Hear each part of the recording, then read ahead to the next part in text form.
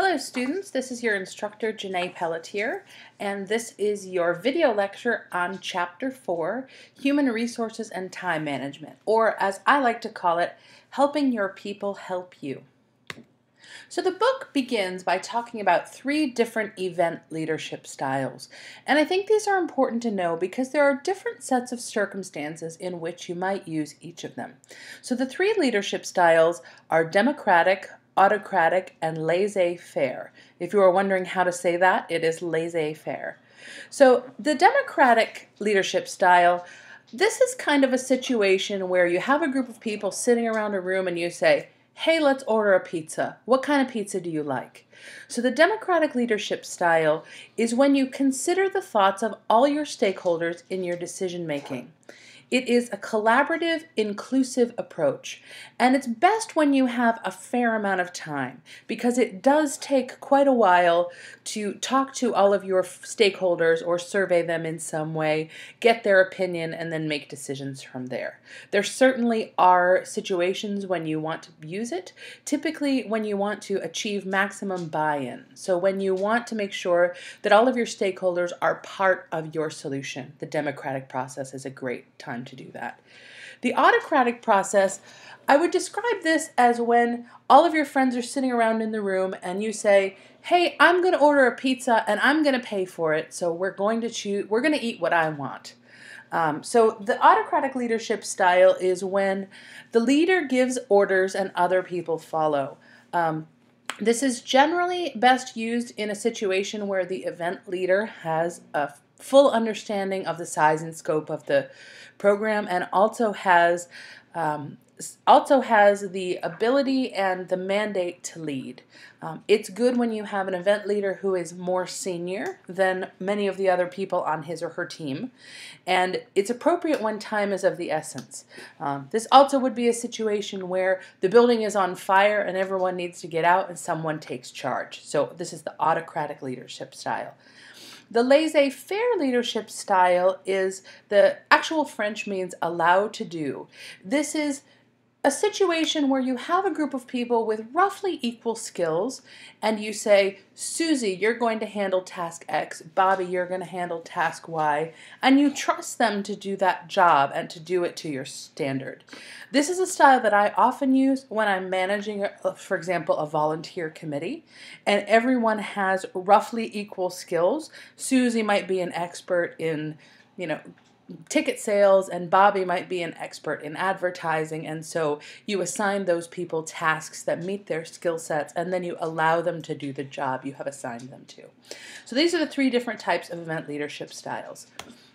The textbook spends a fair amount of time talking about event leadership characteristics, and I've listed some here that I think are the most important. As an event leader, there are definitely skills that you can learn, but there are some skills that you need to already possess as part of your personality to really be the most successful. And the ones that I feel are most important are integrity, confidence and persistence, decision-making and judgment, problem-solving, communication skills, vision, and I added remaining calm under pressure. I would say that is probably the most important skill in my opinion. If the building is burning down, someone needs to get the people out, and if you're standing in the corner crying and screaming with your hands over your face, that's not going to be very effective. So remaining calm under pressure, and if someone has said to you in your life, wow, this was a really stressful situation, I really appreciated that you knew what you were doing and you remained calm, that's a great sign that this is a good career choice for you. Integrity is very important because the event leader sets the standard of behavior for your team. This is an industry where there is a fair amount of opportunity for abuse, and we will talk about that a little bit later in the semester when we get to the ethics discussion. But I have in my life dealt with many unscrupulous event leaders, people who say, I took my husband on a vacation to Florida and I told the hotel that we were going to have a meeting there, but we weren't really going to have a meeting there. Those sorts of things create a very bad reputation for you as an event leader and for your organization. And once that integrity is damaged, it can never really be repaired. It's a small industry, hoteliers and suppliers, they talk to each other. And so if you get a reputation as somebody who is abusing the system or, asking for perks that are not necessarily related to your business, then that word gets around and you have suppliers that are not as willing to work with you. I actually have had in my life twice clients that came to me and asked me to book business for them, and when I contacted a particular city or a particular property, I had the vendor say, I'm not interested in doing business with that group because they took us for a ride. And so it is important to maintain your integrity and to cultivate your relationship your reputation as someone who has integrity and doesn't abuse the system.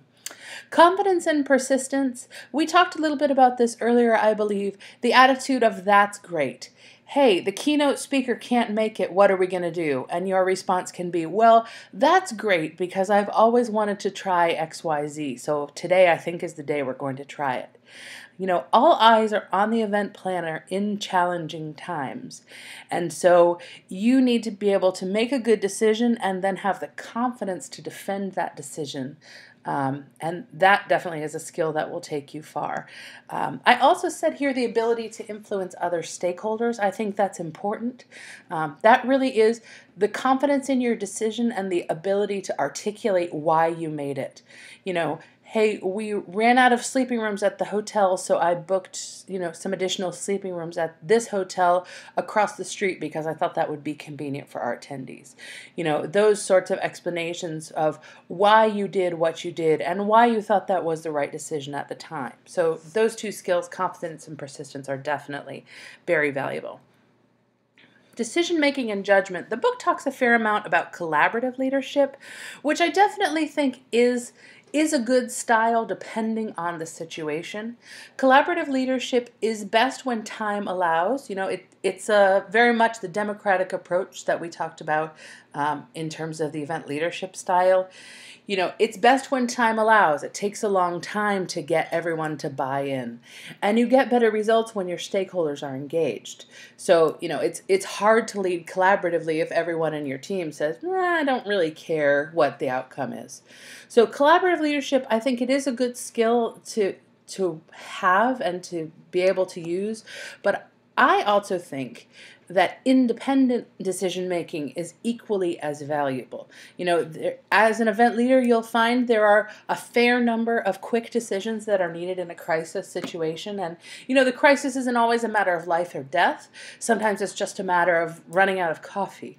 But you don't always have the time to survey 8 people and say, hey, we're out of coffee. What do you think we should do? So the ability to explain your actions and the confidence that you made the right decision if you had to make a quick independent decision in a crisis type of situation. Oops. All right, there we go. There is a problem-solving framework that's outlined in the book that I do think it's valuable to discuss. If you encounter a problem, these are the 5 steps that the book suggests, and I do think there's some wisdom in understanding what they are. The first is to understand the size, scope, and sensitivity of your problem.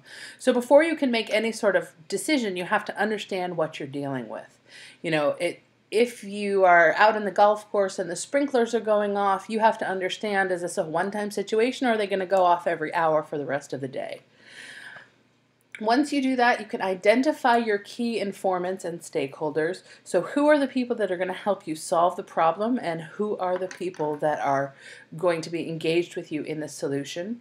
Determine if any models are available. So this I think is good for a complex problem. In a crisis of the sprinklers going off, there's probably not a model you can follow. But if you have a conference that is consistently underperforming and every year you lose 10% of your attendee base, then that might be something you can research and see if there are other conferences that have dealt with this same type of problem, and if so, figure out how they solved it.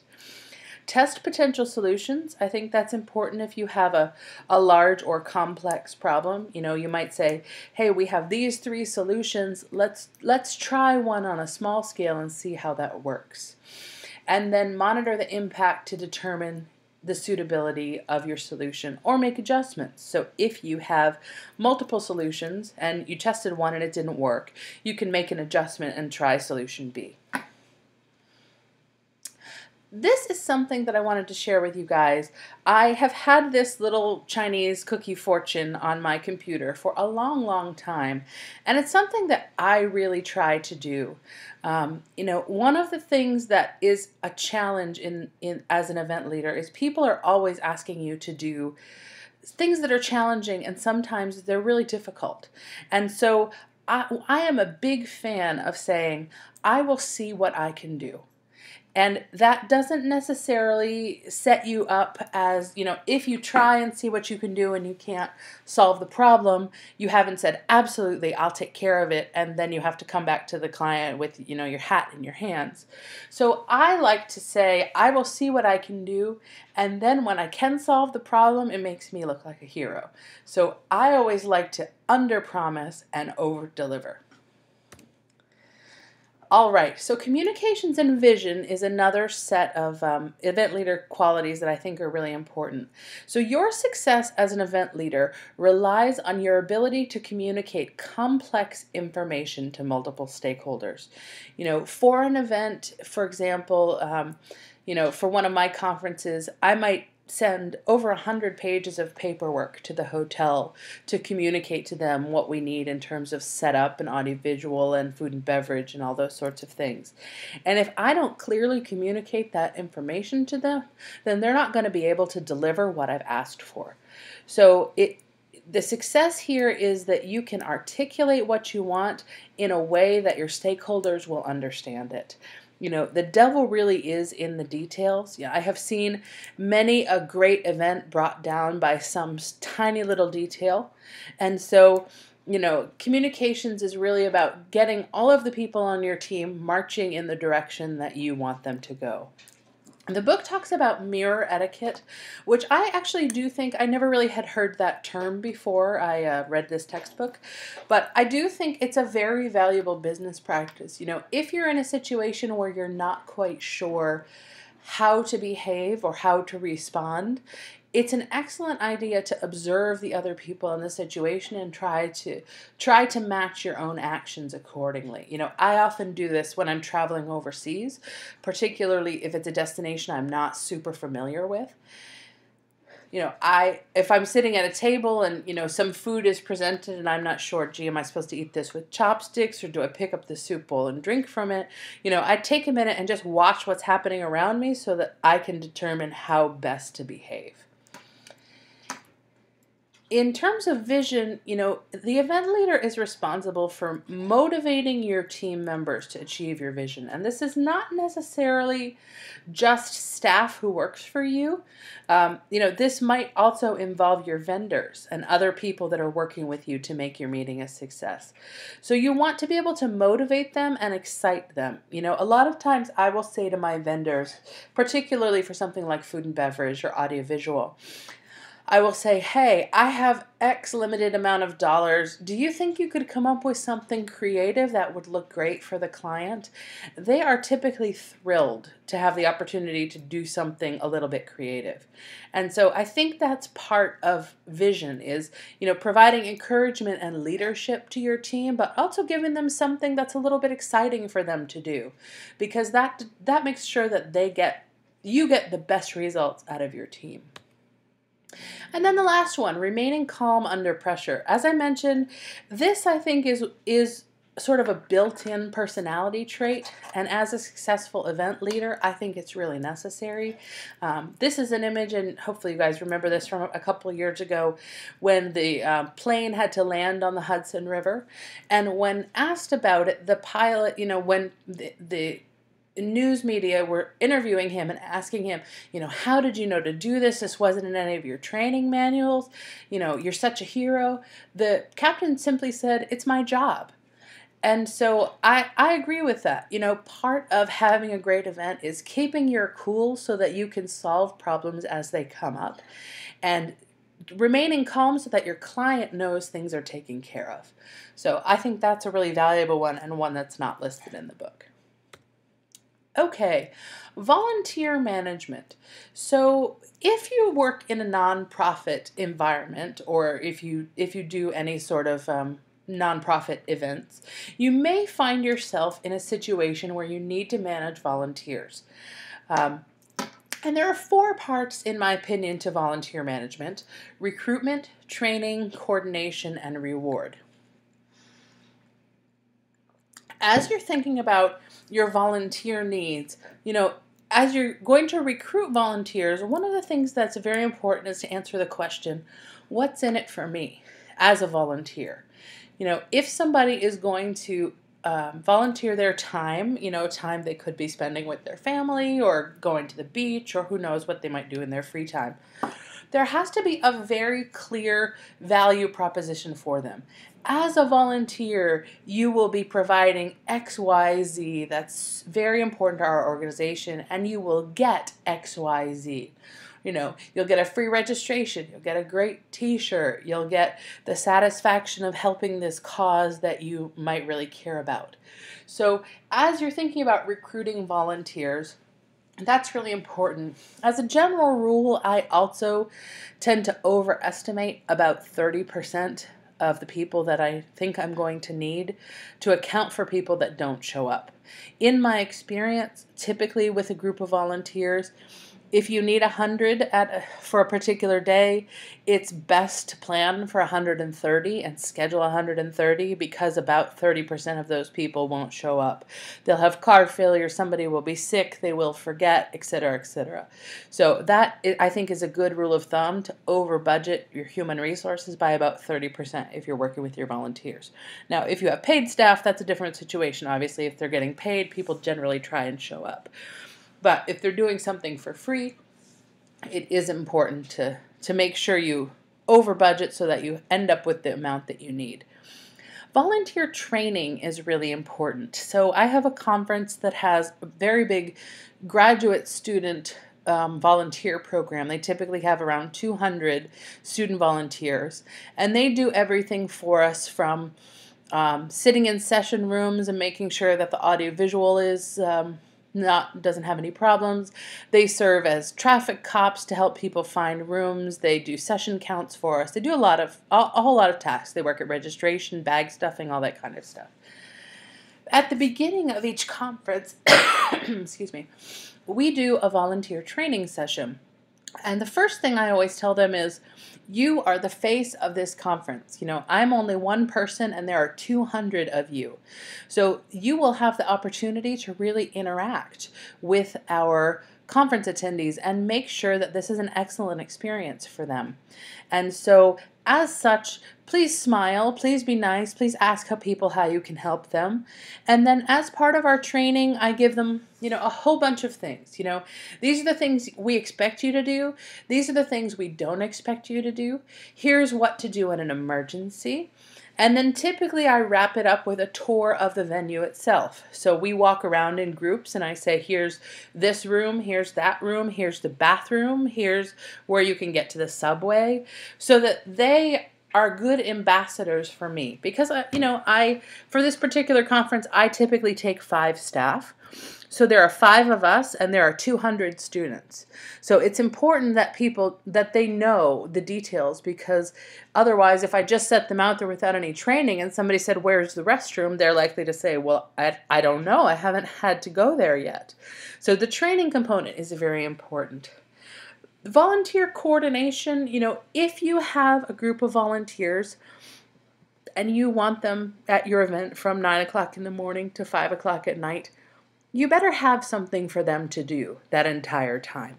So coordinating a schedule that clearly details what they're going to do and when they're going to do it, so that you're managing their expectations up front, and so that no one is standing around feeling like they don't have something to do, because no one likes to feel like they've wasted their time.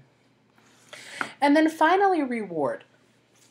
So reward is a very important thing, and I think it's important to do it both periodically during the event and then after the event. Volunteers are giving you something they can never get back. They're giving you their time.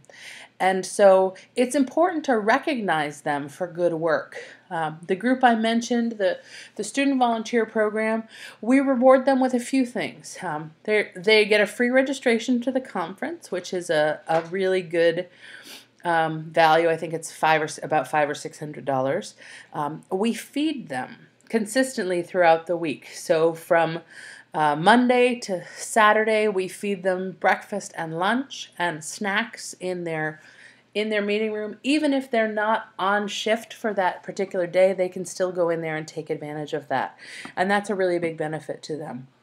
They all get a t-shirt that says student volunteer, and there's some prestige to that. So it's, even if they're not necessarily working as a volunteer on a particular day or at a particular time, a lot of times people will still wear their student volunteer t-shirt because it tells other people, hey, I qualified to be a part of this program, and that's something that the conference attendees are very impressed by.